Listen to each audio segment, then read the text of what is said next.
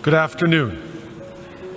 Mr. President, fellow delegates and friends, it's an honor to be with you today. And it's wonderful to be here in the great city of New York.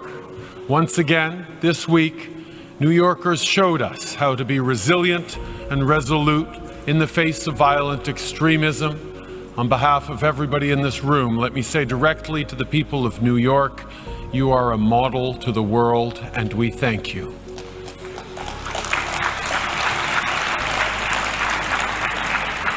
Exactly 1 year ago, Canada was in the middle of a long and closely fought election campaign. 78 days on the road, and I can assure you, in Canada, there are 78 days worth of roads. It is the responsibility of a leader to spend time with the people they were elected to serve. If you want the real stories, you have to go where people live. Coffee shops and church basements, mosques and synagogues, farmers markets, public parks. It was in places like that that I got the best sense of what Canadians were thinking and how they were doing. And through the politeness, because we Canadians are always polite even when we're complaining, I learned a few things. I talked with people my age who were trying to be hopeful about their future, but found it tough to make ends meet, even when they were working full-time. I heard from young Canadians who were frustrated, who told me that they couldn't get a job because they don't have work experience, and they can't get work experience because they don't have a job. I heard from women and girls who still face inequality in the workplace and violence just because they are women, even in a progressive country like Canada. We have a choice to make. Do we exploit that anxiety, or do we allay it? Exploiting it is easy. But in order to allay it, we need to be prepared to answer some very direct questions. What will create the good, well-paying jobs that people want and need and deserve? What will strengthen and grow the middle class and help those working hard to join it? What will build an economy that works for everyone? What will help to make the world a safer, more peaceful place?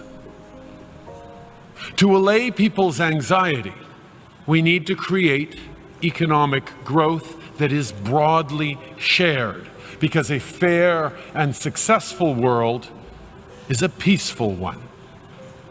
We need to focus on what brings us together, not on what divides us. For Canada, that means re-engaging in global affairs through institutions like the United Nations.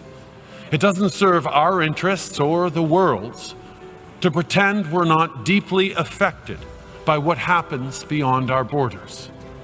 We've done all this and will do much more because we believe we should confront anxiety with a clear plan to deal with its root causes.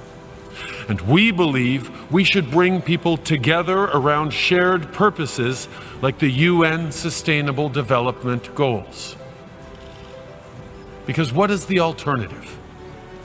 To exploit anxiety? To turn it into fear and blame?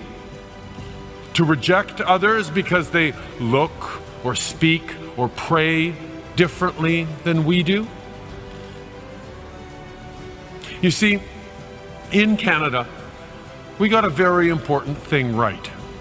Not perfect, but right. In Canada, we see diversity as a source of strength, not weakness. Our country is strong not in spite of our differences, but because of them. And make no mistake, we've had many failures. From the internment of Ukrainian, Japanese, and Italian Canadians during the World Wars, to our turning away of boats of Jewish and Punjabi refugees, to the shamefully continuing marginalization of indigenous peoples. What matters is that we learn from our mistakes and recommit ourselves to doing better. To that end, in recent months, Canadians have opened their hearts and their arms to families fleeing the ongoing conflict in Syria. And from the moment they arrived, those 31,000 refugees were welcomed not as burdens, but as neighbors and friends, as new Canadians.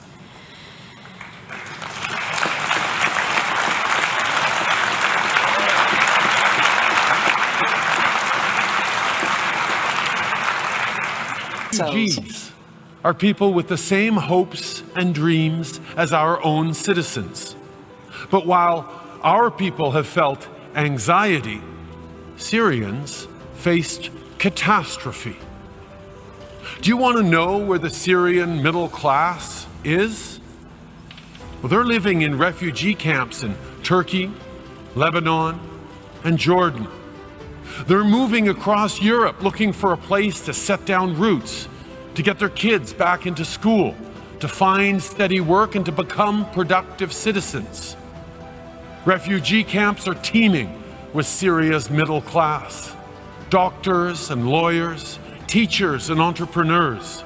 They're well educated, they work hard, they care about their families, they want a better life, a safer and more secure future for their kids, as we all do.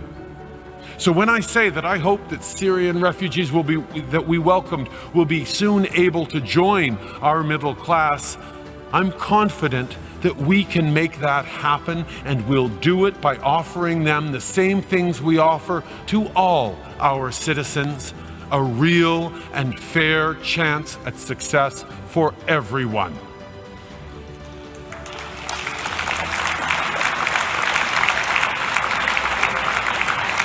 In the end, my friends, there is a choice to be made. Strong, diverse, resilient countries like Canada didn't happen by accident, and they won't continue without effort. Every single day, we need to choose hope over fear, diversity over division.